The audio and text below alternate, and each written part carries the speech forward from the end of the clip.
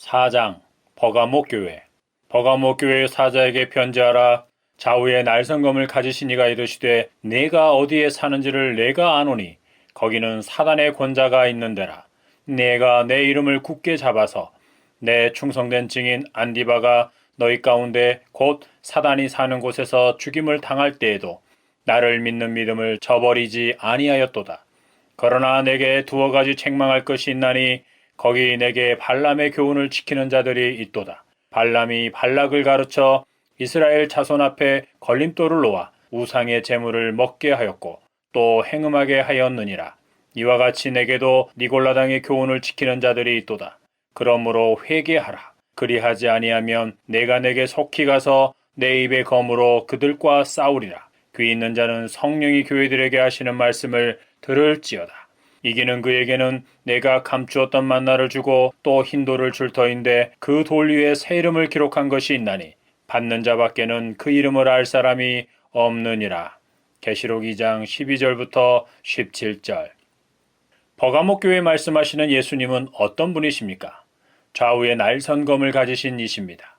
예수님을 좌우에 날선검을 가지신 분으로 소개하면서 예수님이 당신에게 하실 말씀이 있다고 한다면 당신은 어떤 상황에 있는 것이고 어떤 말씀을 하실 것이라고 생각하십니까? 날성검을 가지신 예수님은 당신의 삶을 해부하여 잘잘못을 분명하게 드러내실 것이고 그에 따른 말씀이 주어질 것입니다. 하나님의 말씀은 살아있고 활력이 있어 좌우의 날선 어떤 검보다도 예리하여 혼과 영과 및 관절과 골수를 찔러 쪼개기까지 하며 또 마음의 생각과 뜻을 판단하나니 지으신 것이 하나도 그 앞에 나타나지 않음이 없고 우리의 결산을 받으실 이의 눈앞에 만물이 벌거벗은 것 같이 드러나느니라. 히브리서 4장 12절 13절. 좌우의 날성검을 가지신 예수님은 버가모 교회의 잘잘못을 드러내어 죄악된 부분을 잘라내실 것입니다. 예수님은 교회를 물로 씻어 말씀으로 깨끗하게 하사 거룩하게 하시고 자기 앞에 영광스러운 교회로 세우사 티나 주름 잡힌 것이나 이런 것들이 없이 거룩하고 흠이 없게 하시려고 자신을 내어주셨기 때문입니다. 버가모 교회가 사단의 권자가 있는 곳에 있다는 것은 무슨 말입니까? 헬라 제국 때부터 알렉산드리아 다음 가는 큰 도시였던 버가모는 로마 제국 시대에는 우상과 황제 숭배가 성행하는 도시가 되었다. 그곳에는 BC 29년 아우구스투스 황제를 숭배하는 초소가 마련된 이래 트라이아누스, 칼리굴라 등의 황제 신전이 차례로 세워짐으로써 로마 황제 숭배의 중심지가 되었다. 그와 함께 높이 12m나 되는 장대한 제우스의 제단도 세워졌고 아데미, 디오니소스, 아스켈레피오스 등의 신전이 건축되었다. 또한 데메테르 신전에서 BC 2세기경의 것으로 추정되는 알지 못하는 신에게라는 비문이 기록된 제단이 발굴되었는데 이런 사실만 보더라도 버가모의 우상 숭배 정도는 짐작하고도 남음이 있다. 라이프 성경사전 생명의 말씀사. 이와 같이 버가모는 우상 숭배와 특히 로마 황제 숭배에 앞장섰던 도시였기에 사탄이 강력하게 역사하는 곳이라는 의미에서 사단의 권자가 있는 곳이라고 한 것입니다. 그런 도시의 정치적 사회적 분위기 속에서 예수 그리스도를 주님으로 믿고 고백하며 산다는 것은 무척 어려운 일이 아닐 수 없습니다. 그것은 황제에게 불충을 저지르는 반역자가 된다는 것이요. 황제에게 충성을 바치고 숭배하는 대가로 그 도시가 보호와 지원을 받는 것을 회방하는 자가 된다는 것이며 도시의 안녕과 번영, 안정을 해치는 자로 취급을 받는다는 것이 됩니다. 결국 그들로부터 미움을 받고 박해를 당하게 됩니다. 버가모의 거의 모든 사람들이 우상 숭배를 하고 황제를 주로 고백하며 황제 숭배에 열심을 낼 때 버가모 교회 성도들은 예수 그리스도만을 주로 고백하며 신실하게 믿음을 지켰습니다. 심지어 그들 가운데 예수님을 신실하게 증거하던 안디바가 순교를 당했음에도 두려워하거나 믿음을 포기하지 않았습니다. 앞으로 세계적으로 그리스도인에 대한 핍박의 시대가 온다면 버가모 교회의 경우와 같이 사단의 권자가 있는 나라에 사는 것과 같은 그런 상황이 될 것입니다. 정치, 경제, 종교, 사회적인 상황과 그 속에서 그리스도인들이 핍박을 받는 이유와 형태가 예수님과 사도들, 그리고 속사도와 교부 시대의 로마 제국의 복고풍일 확률이 큽니다. 아니면 로마 카톨릭이 정치 종교의 권력을 쥐고 그 칼날을 인정사정 없이 휘둘렀던 중세 시대의 복고풍일 수도 있습니다. 이단 세력이 정치 권력과 결탁하면 이것 또한 그리스도인들이 엄청난 핍박을 당하는 일이 됩니다. AD 4세기 초 니케아 회의에서 예수님의 신성을 부인해서 이단으로 정죄를 받은 아리우스파가 동로마에서 콘스탄티누스 대제의 후계자인 콘스탄티우스의 환심을 사서 당시 논쟁을 벌였던 신실한 예수 그리스도의 종인 아다나시우스를 추방하고 그 자리를 차지했습니다. 아리우스파 주교들은 정통 그리스도인들과 그의 가족들을 학살했고 그들의 재산을 몰수했습니다.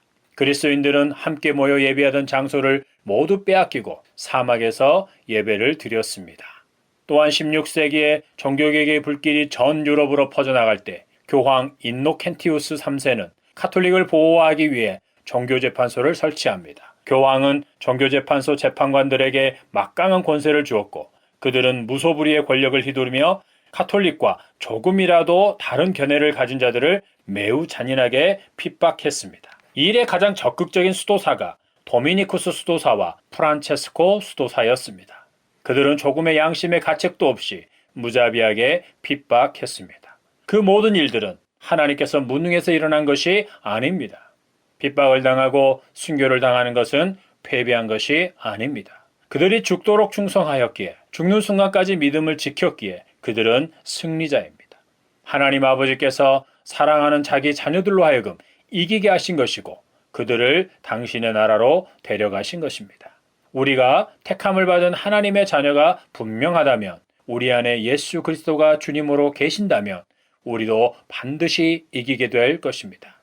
세상이 우리를 미워하고 핍박하고 죽일지라도 우리 하나님 아버지께서 우리로 하여금 이기게 하시고 당신의 나라로 인도해 가실 것입니다. 할렐루야.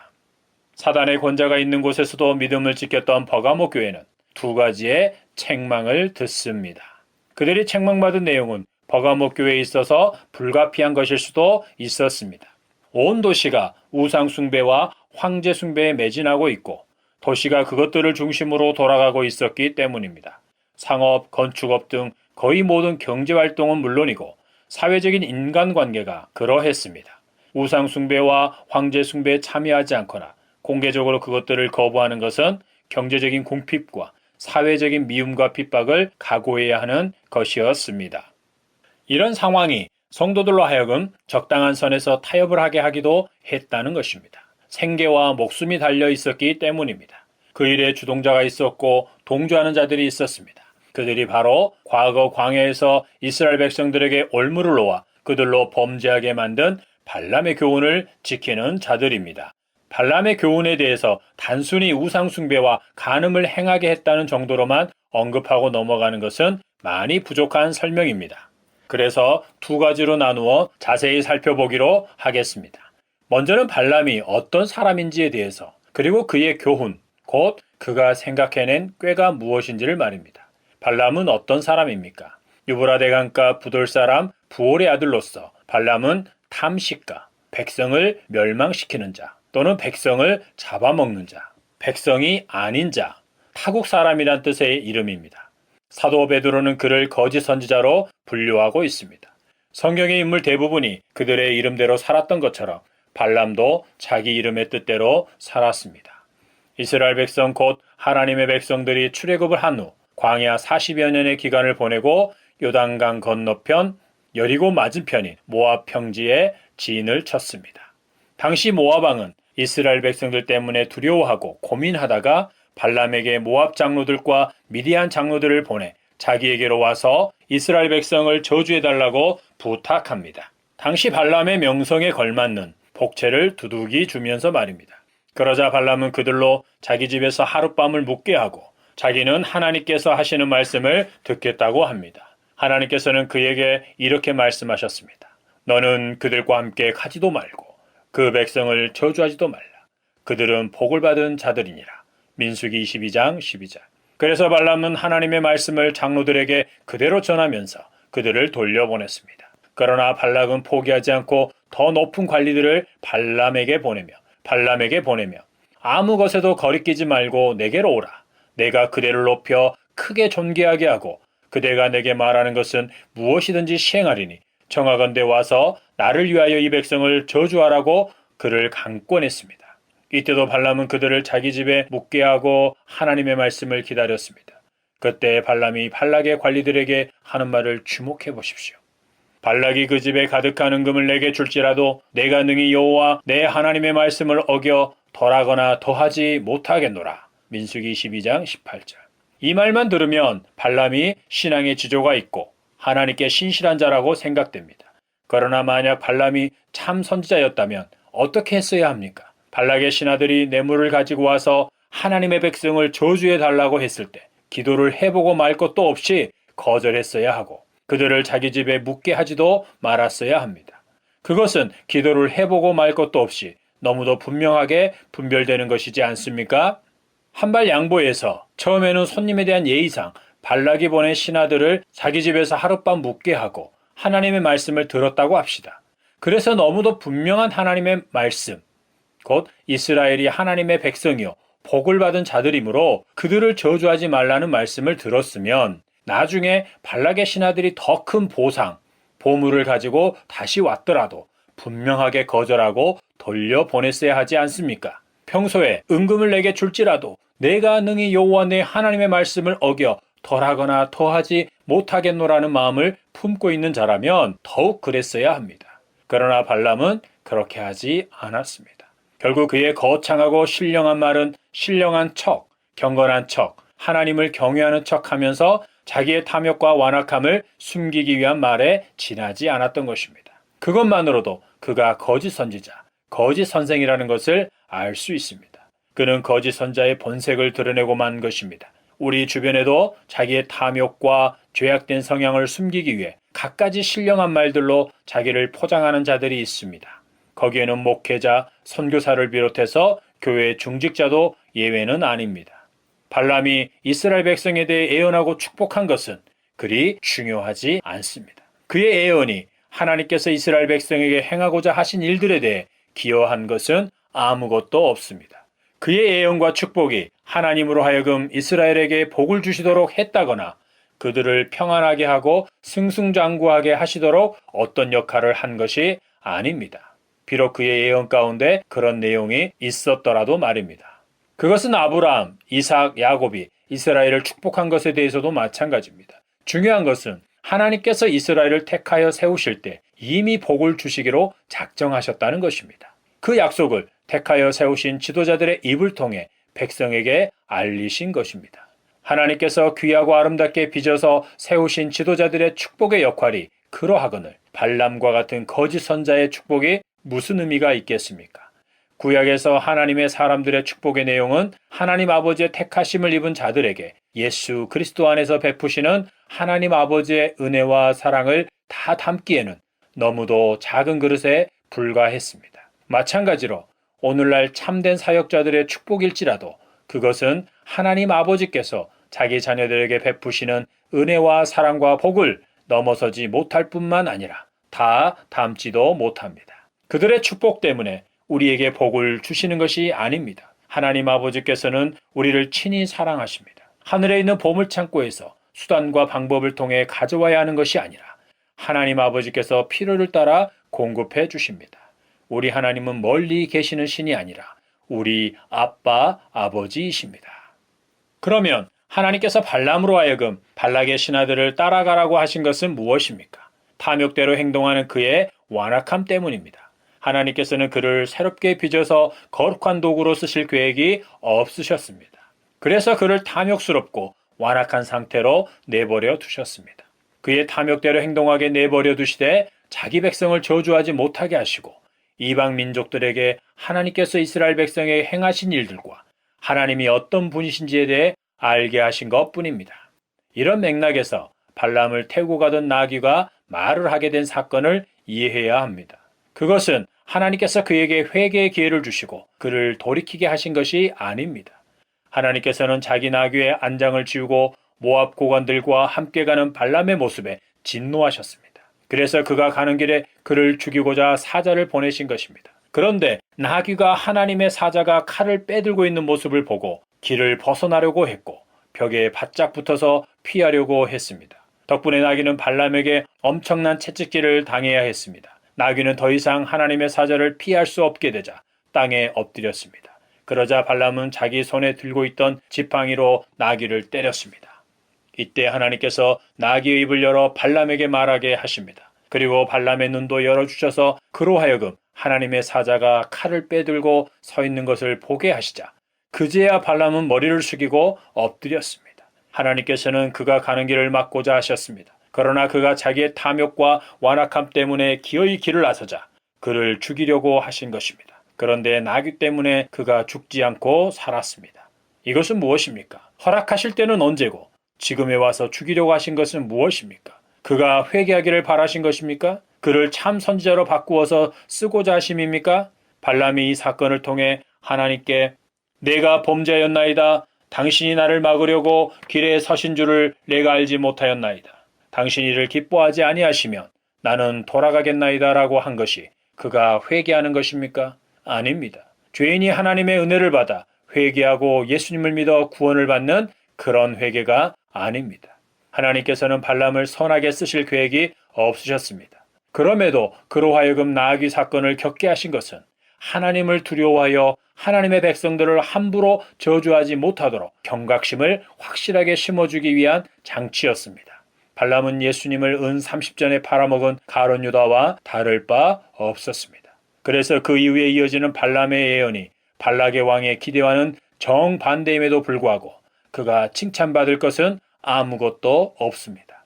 하나님께서 그를 통해 자기 백성 이스라엘에게 행하신 일들을 모압 왕과 당시 주변 민족들에게 알리고자 하셨기 때문에 그의 생명이 잠시 연장됐을 뿐입니다. 나중에 하나님께서는 모세가 죽기 전에 미디안의 원수를 갚으라고 하셨고 그때 발람도 이스라엘 군대의 칼에 죽임을 당합니다. 발람은 누구입니까? 거짓 선지자입니다. 그러면 누가 거짓 선지자입니까? 탐욕을 품은 자입니다. 탐심을 가진 자입니다.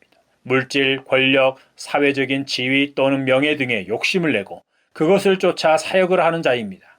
발람이 발락의 두 번째 제안, 곧 내가 그대를 높여 크게 존귀하게 하고 그대가 내게 말하는 것은 무엇인지 시행하리니 라는 것에 크게 흔들렸던 것처럼 자기의 욕심을 채우기 위해 부와 권력을 얻기 위해 하나님의 이름과 하나님의 일을 이용하는 자입니다.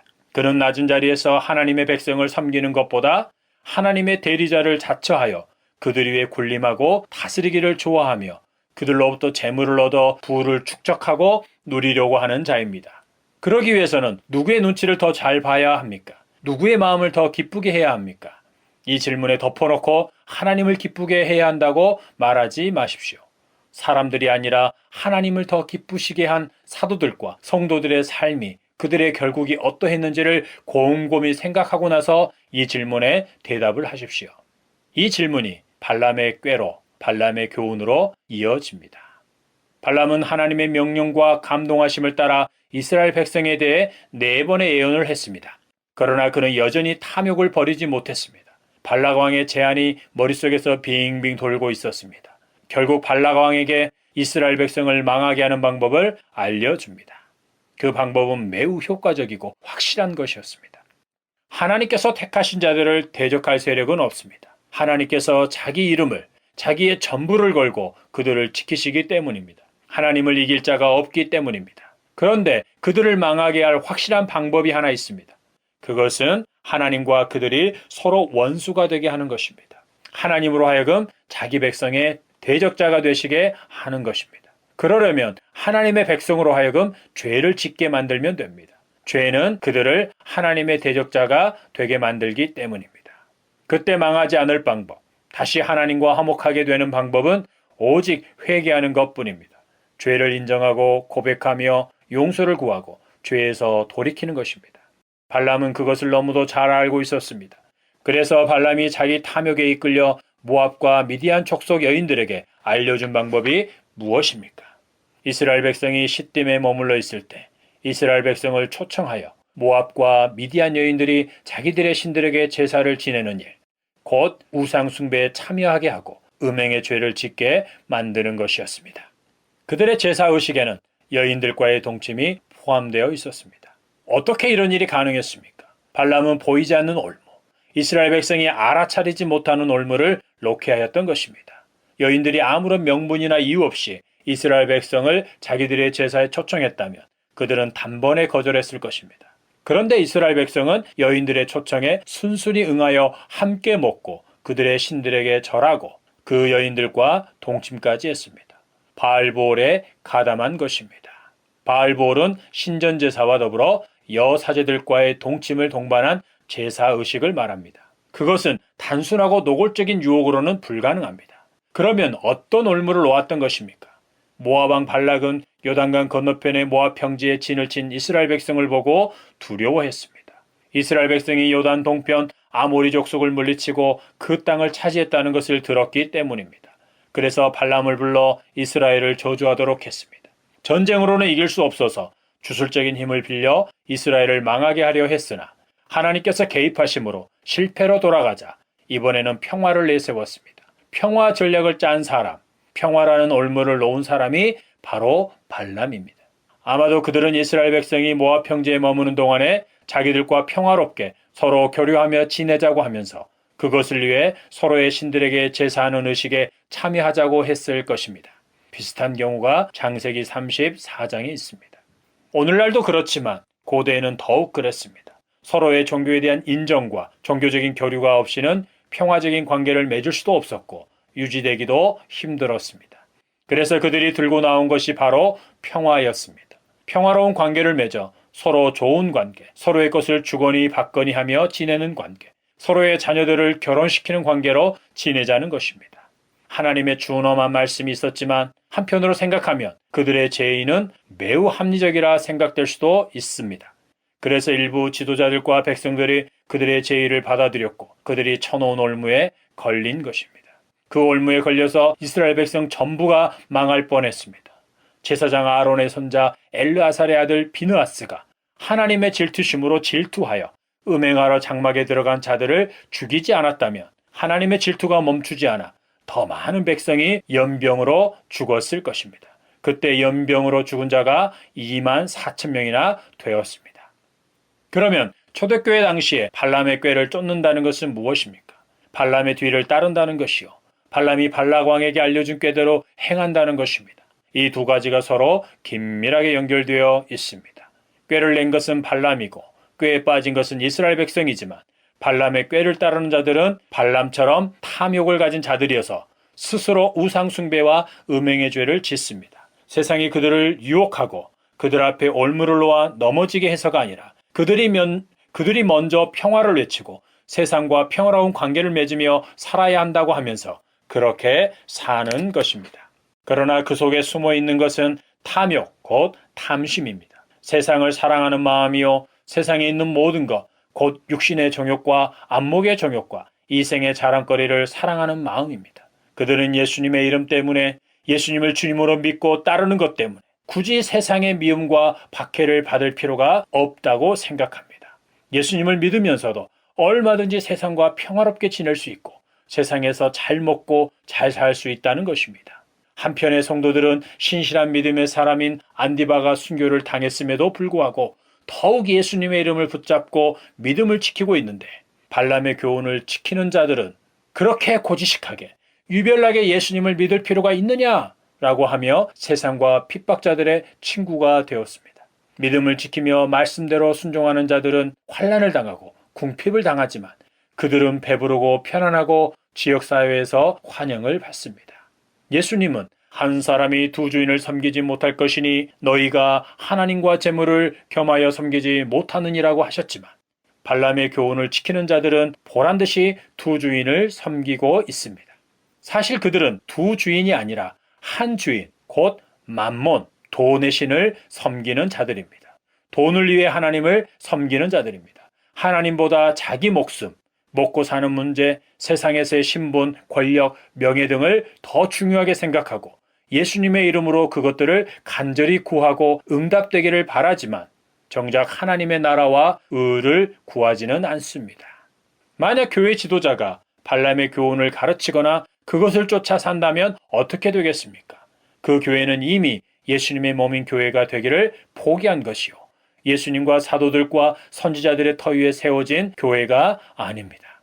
그의 설교와 가르침만이 아니라 그의 삶을 면밀히 살펴보십시오. 그는 재물을 위해 하나님을 섬기는 자요, 세상에서 미움과 환난과 박해받는 것을 부끄러운 것으로 여기는 자입니다. 하나님께서는 자기 자녀들이 세상에서 그런 일을 당하도록 내버려두지 않으신다는 것입니다.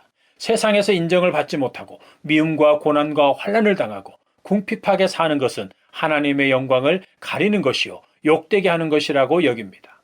하나님이 어떤 분이신데 그분의 자녀들이 그렇게 살 수 있겠느냐라고 목청을 높이면서 말입니다. 그들의 기준에 의하면 세상 사람들에게 덕을 끼치지 못하는 것, 곧 세상에서 가난하고 병들고 미움을 받으며 사는 것은 하나님의 자녀들의 삶이 아닙니다. 하나님은 전능하신 하나님으로서 자기 자녀들이 다 잘되기를 원하시며 잘되게 하신다는 것입니다. 그것을 절대적으로 믿으라고 합니다. 그것을 얻느냐 못 얻느냐는 우리의 믿음의 문제요, 마음의 태도에 달려있다고 말합니다. 자기들이 발견한 믿음의 원리나 공식만 잘 활용하면 된다는 것입니다. 어디서 또는 어떤 책에서 많이 듣고 읽어본 말이지 않습니까? 그들은 자기 배를 섬기는 자들입니다. 배부름과 번영을 위해 하나님을 섬기는 자들입니다.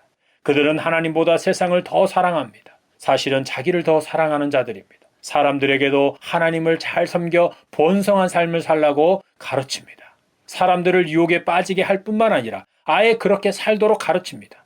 세상을 사랑하라고 노골적으로 가르친다는 것이 아니라 하나님을 위해 세상에서 잘 되는 사람이 되라고, 부유한 자가 되라고, 높은 지위에 오르라고 말합니다. 하나님을 믿는 자들에게 당연히 그런 사람이 될 수 있다는 것이요, 되어야만 한다고 말합니다. 그러나 그것은 사람들로 하여금 세상을 사랑하라는 말입니다. 세상을 사랑하지 않고서는 그런 자가 될 수 없기 때문입니다. 하나님께서는 가끔 자기의 뜻을 위해 택하신 자들을 높은 자리에 오르게 하시기도 합니다. 요셉, 다니엘의 경우가 그렇습니다. 그러나 대부분의 경우 세상과 타협하지 않으면 불가능합니다. 신앙 양심을 버리지 않으면 불가능합니다. 그들이 사람들에게 그렇게 가르치는 것은 그들이 탐욕을 가진 자요, 자기의 배, 곧 배부름과 부요함, 권세 등을 섬기는 자들이기 때문입니다. 자기를 따르는 자들이 세상적으로 잘 되어야 그들을 통해 자기들의 탐욕이 충족되기 때문입니다. 물론 그들 중에 몇몇은 탐욕 때문이 아니라 자기들의 가르침이 하나님께로부터 온 것이라고 확신하고 그렇게 가르칠 수도 있습니다. 그러나 그것이 그들을 정당화시켜 주지는 못합니다. 분별을 하지 못했기 때문이요, 하나님께서 그들에게 하나님을 아는 지식을 주시지 않았기 때문입니다. 그들 또한 탐욕스러운 사역자들과 별반 다를 바 없습니다. 그들은 성도들로 하여금 영적으로 가늠하게 하는 자일 뿐만 아니라 실제적으로도 죄를 지으며 살게 하고 죄책감을 갖지 않도록 하는 자들입니다. 이러한 가르침은 거듭나지 않은 자, 회심하지 않은 자들에게 열렬한 환영을 받습니다. 기억하십시오. 그들은 거짓 선생입니다. 거짓 사역자들입니다. 양의 탈을 쓴 이리들입니다. 그들의 가르침은 하나님께로부터 온 것이 아닙니다.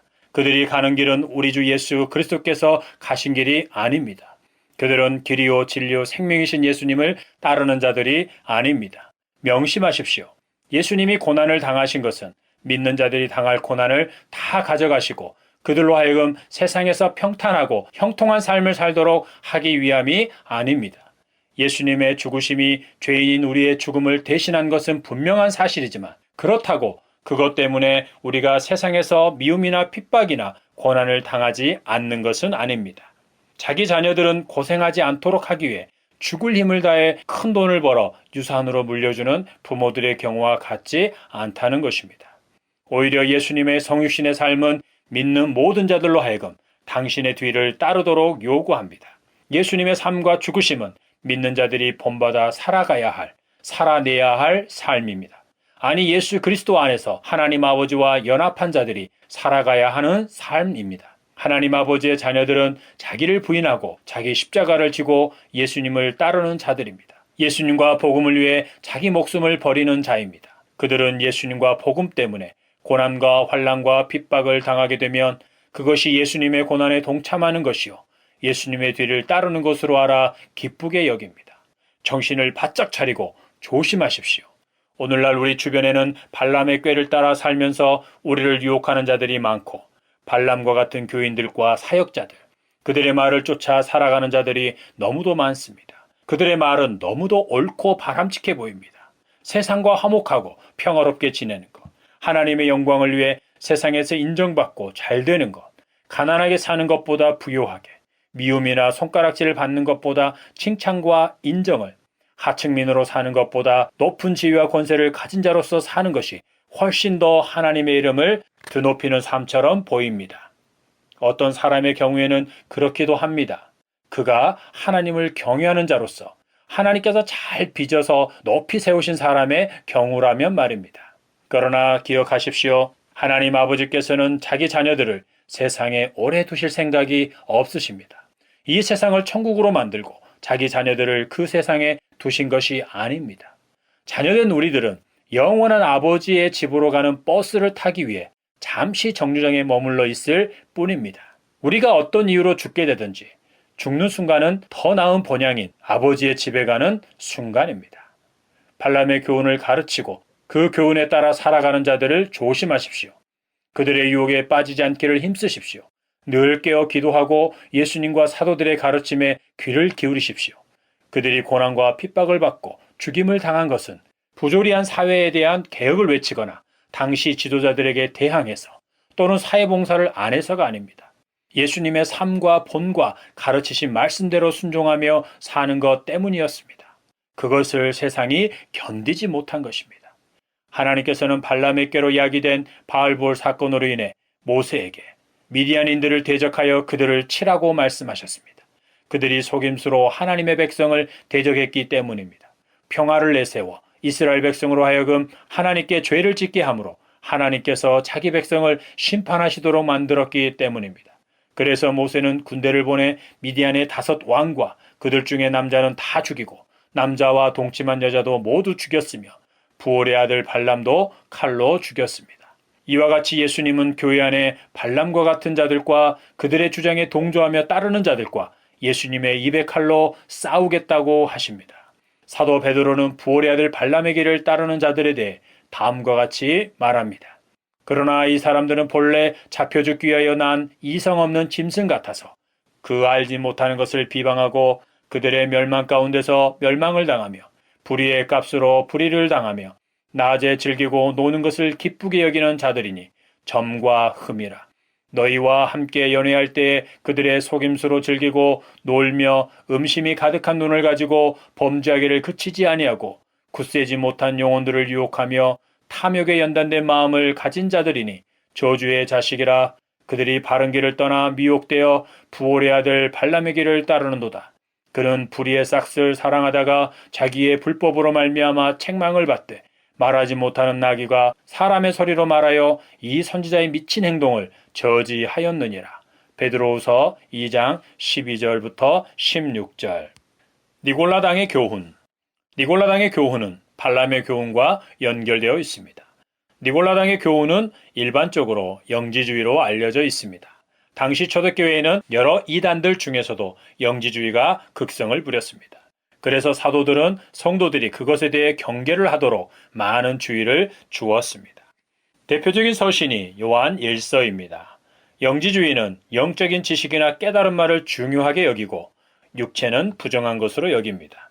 그래서 그들은 육체적인 삶, 세상의 삶에 대해서 한편으로는 금욕적인 자세를 취하고 다른 한편으로는 정반대로 쾌락적인 삶을 추구합니다. 금욕적인 삶을 사는 자들은 육체는 악하고 부정하며 아무 쓸모가 없는 것이기에 고통을 가해야 한다고 생각하고 영적인 지식을 얻는 데만 집중합니다. 반면에 쾌락적인 삶을 사는 자들은 영적인 지식만이 중요하고 육체는 부정하고 악하고 쓸모없기 때문에 육체를 가지고 무엇을 하든지 상관없다고 생각하여 쾌락을 추구하며 삽니다. 그들은 세상적인 오락과 즐거움, 육체의 본능, 죄의 본성을 따라 살아갑니다. 그러면서도 죄책감은 없습니다. 영혼과 육체를 완전히 분리해서 생각하기 때문입니다. 육체의 삶이 자기들의 영적인 상태나 구원에 어떠한 영향도 미치지 않는다고 생각하는 것입니다. 자기들은 이미 영적으로 하나님의 자녀가 되었고 예수 그리스도 안에서 하나님을 아는 지식도 가졌으며 천국을 소유한 자가 되었다고 주장하면서 세상에서는 세상 방식으로 살아야 한다고 하는 자들입니다. 그들은 자칭 영적인 것을 추구하고 영적인 활동에 열심히 참여합니다. 영적인 지식만이 중요할 뿐 육체적인 삶은 어떻게 살든지 상관이 없다는 것입니다. 그래서 그들은 육체의 삶, 일상의 삶을 세상적인 가치관을 따라 세상 사람들과 똑같이 세상적인 오락과 쾌락을 즐기고 육체의 본능과 탐욕을 쫓아 살아갑니다. 그래서 그들의 삶은 우상숭배와 부도덕함, 갖가지의 죄들로 가득합니다. 그들 중에는 불신자들도 부끄러워하는 죄를 아무 거리낌 없이 짓는 자들도 있습니다. 그러면서도 자기는 누가 뭐라 해도 예수님을 믿는 자요, 하나님의 자녀라고 주장합니다. 지금 죽어도 천국에 갈 수 있다고 큰 소리를 칩니다. 믿음의 분량에 따라 경건한 삶의 수준이 다를 수는 있지만 여전히 세상적인 가치관과 육체의 본성을 따라 살아가는 자라면 그의 구원에 대해 진지하게 점검해 보아야 합니다. 하나님께서 거듭나게 하시고 회심하게 하시는 것은 새로운 본성, 새로운 가치관, 하나님 나라의 가치관을 가진 자로 다시 태어나 살게 하시는 것이기 때문입니다. 가치관의 변화를 겪지 않는 자는 엄밀히 말해서 거듭난 자, 회심한 자가 아닙니다. 가치관의 변화가 없는 거듭남과 회심은 없기 때문입니다. 거듭난 자는 영적인 것과 육체적인 것을 분리하지 않습니다. 전인적으로 예수님을 따르는 삶을 살아가는 것입니다. 오늘날 리골라당의 교훈을 지키는 자들은 누구입니까? 영적인 것만을 중요시하고 육체적인 것은 너무 소홀히 여기는 자들입니다. 일명 영적인 것, 곧 종교적인 행위, 예배, 성경 공부 모임, 전도, 선교, 교회 봉사 등 그런 종교적인 행위만을, 경건의 행위만을 하나님의 일로 여기고 나머지 일상의 삶, 곧 가정, 직장, 이웃과의 관계된 일 등은 세상적인 일로 여기는 자들입니다. 영적인 것에는 신경을 쓰지만 육체적인 삶의 경건과 거룩하고 순결한 삶은 소홀히 하는 자들입니다. 세상 속에서 자기에게 주어진 역할과 책임을 다하지 않는 자들입니다. 그 역할과 책임을 영적인 것들로 대신하려는 자들입니다. 그들은 육체를 악한 것으로 여기기 때문에 어려운 형편에 처해 있는 믿음의 지체를 돕는 것에 있어서도 자칭 영적인 도움만을 주려고 합니다. 그것이 믿음으로 행한 것이요, 하나님이 기뻐하시는 것이요, 가장 고상한 방법이라고 생각하는 것입니다. 그래서 기도해 주는 것과 몇몇 성경 구절을 인용해서 권면하는 것으로 가장 귀한 섬김을 했다고 여기며 스스로 만족해야 합니다. 그런 모습은 목회자나 사역자들에게서 더 심하게 나타납니다. 사도 요한은 요한 1서에서 이런 행태에 대해서 매우 크게 책망하고 있습니다. 영지주의적인 삶, 영지주의적인 사고방식은 예수님이 서로 사랑하며 살라고 하신 삶과 거리가 멉니다. 서로 사랑하며 사는 데 있어서 그것은 가장 큰 장애물입니다. 육체를 악한 것으로 여기기 때문입니다. 그들에게 있어서 거룩하신 하나님이 사람의 몸을 입고 오셨다는 것은 상상할 수 없는 일입니다. 그래서 그들은 예수님의 성육신을 믿지 않습니다. 그리고 믿음의 지체를 사랑하는 데 있어서도 일명 영적인 사랑만을 하려고 합니다. 그가 우리를 위하여 목숨을 버리셨으니 우리가 이로써 사랑을 알고 우리도 형제들을 위하여 목숨을 버리는 것이 마땅하니라. 누가 이 세상의 재물을 가지고 형제의 궁핍함을 보고도 도와줄 마음을 닫으면 하나님의 사랑이 어찌 그 속에 거하겠느냐. 자녀들아, 우리가 말과 혀로만 사랑하지 말고 행함과 진실함으로 하자. 이로써 우리가 진리에 속한 줄을 알고 또 우리 마음을 주 앞에서 굳세게 하리니. 요한일서 3장 16절부터 19절. 우리는 형제를 사랑함으로 사망에서 옮겨 생명으로 들어간 줄을 알거니와 사랑하지 아니하는 자는 사망에 머물러 있느니라.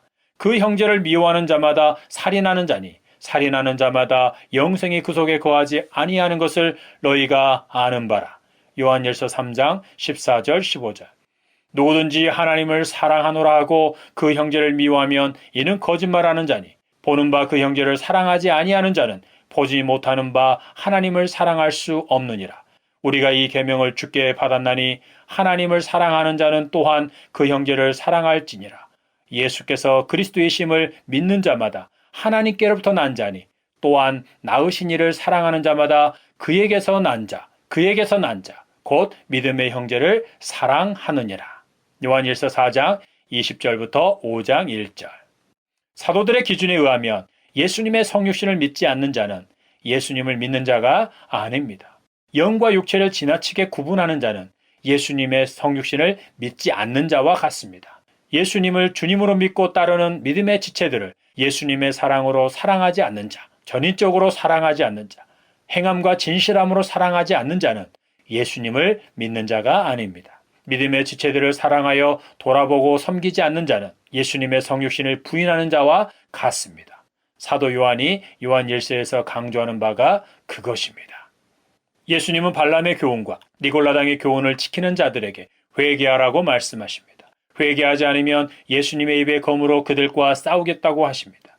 예수님이 검으로 그들과 싸우시겠다는 것은 무엇입니까? 부정적인 의미로는 회개하지 않는 그들을 심판하시겠다는 것입니다. 더 이상 회개할 기회를 주지 않고 그들의 죄의 대가로 둘째 사망의 해, 곧 지옥 판결을 받게 하신다는 것입니다.